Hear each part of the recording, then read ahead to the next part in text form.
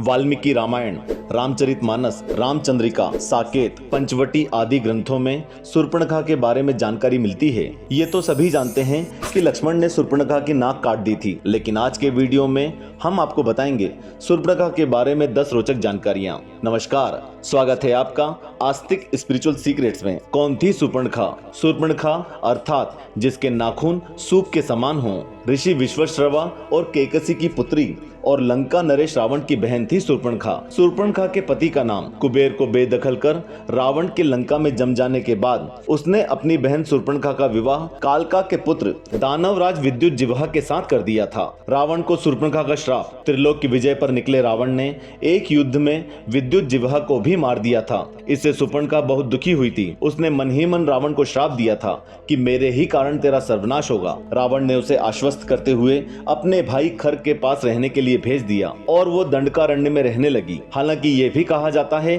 कि एक बार रावण शूर्पणखा के घर गया। शूर्पणखा का पति विद्युज्जिह्वा श्रीहरि का उपासक था। ये देखकर रावण क्रोधित हो गया और उसने उसका वहीं वध कर दिया था। राम पर मोहित हुई शूर्पणखा। कथा के अनुसार श्री राम दंडकारण्य में ही रहते थे। वहां शूर्पणखा ने जब श्री राम को देखा तो वो उन पर मुग्ध हो गई। राम का परिचय जानकर उसने कहा, मैं इस प्रदेश में स्वेच्छाचारिणी राक्षसी हूँ। मुझसे सब भयभीत रहते हैं। विश्वश्रवा का पुत्र बलवान रावण मेरा भाई है। मैं तुमसे विवाह करना चाहती हूँ। ये सुनकर श्री राम मुस्कुराए और बोले कि उनका विवाह हो चुका है। लक्ष्मण ने काटी थी नाक। शूर्पणखा ने लक्ष्मण के समक्ष विवाह प्रस्ताव रखा तो लक्ष्मण ने अस्वीकार कर उसे फिर राम के पास भेज दिया। ये सुनकर वो भड़क गई और उसने कहा कि मैं सीता को अभी खाई लेती हूँ, जब ये सोत नहीं रहेगी और हम फिर विवाह कर लेंगे। जब वह सीता की ओर झपटी तो राम के आदेश अनुसार लक्ष्मण ने उसके नाक कान काट दिए। कहते हैं कि जब यह घटना घटी तब तीनों पंचवटी में रहते थे। पंचवटी नासिक में है। ये भी कहा जाता था कि नासिक का नाम इसीलिए नासिक है क्योंकि वहाँ शूर्पणखा की नाक काटी गई थी। हालांकि कुछ विद्वान इसे नहीं मानते। खर और दूषण का वध। अपनी कटी नाक के साथ शूर्पणखा अपने भाई खर और दूषण के पास गई। दोनों ने अपनी सेना सहित हमला किया। राम ने लक्ष्मण और सीता को एक कंदरा में जाने को कहा और वे अकेले ही संपूर्ण सेना से युद्ध लड़े। अंत में उन्होंने खर और दूषण का उनकी सेना सहित वध कर दिया। मुनि और गंधर्व भी ये युद्ध देखने आए थे। दूषण, त्रिशिरा और उनके अनेकों राक्षसों के मारे जाने पर खर स्वयं राम से युद्ध करने गया और वो भी मारा गया।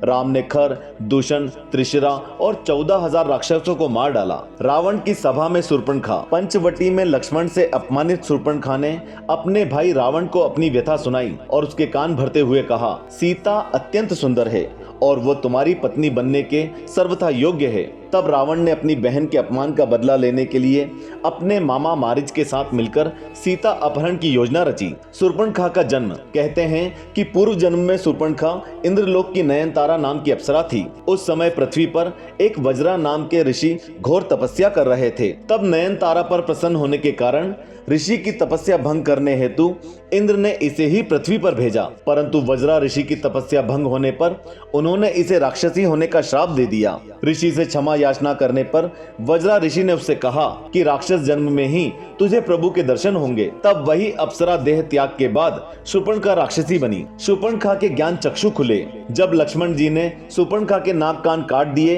तो शूर्पणखा के ज्ञान चक्षु खुल गए और उसे भान हो गया कि वो कौन है। तब उसने प्रभु के कार्य को पूरा करने के लिए उनकी सहायिका बनकर प्रभु के हाथ से खर और दूषण, रावण, कुंभकर्ण और मेघनाद आदि निशाचरों को मरवा दिया और प्रभु प्राप्ति की उचित प्रक्रिया अपनाने के लिए पुष्कर जी में चली गई और जल में खड़ी होकर भगवान शिव का ध्यान करने लगी।